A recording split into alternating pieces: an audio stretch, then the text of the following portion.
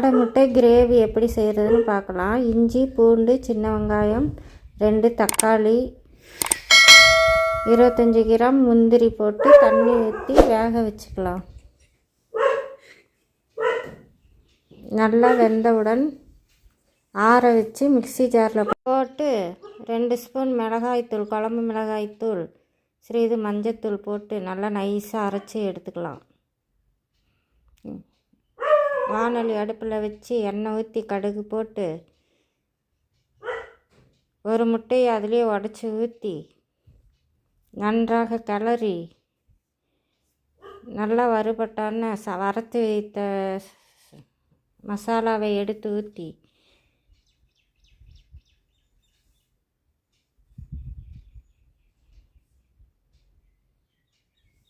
தட்டை போட்டு மூடி வச்சு நல்லா சுண்டி வந்தவுடன்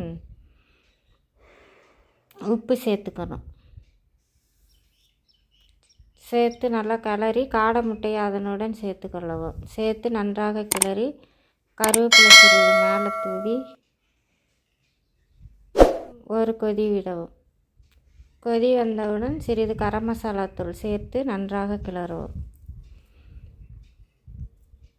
அவ்வளோதான்.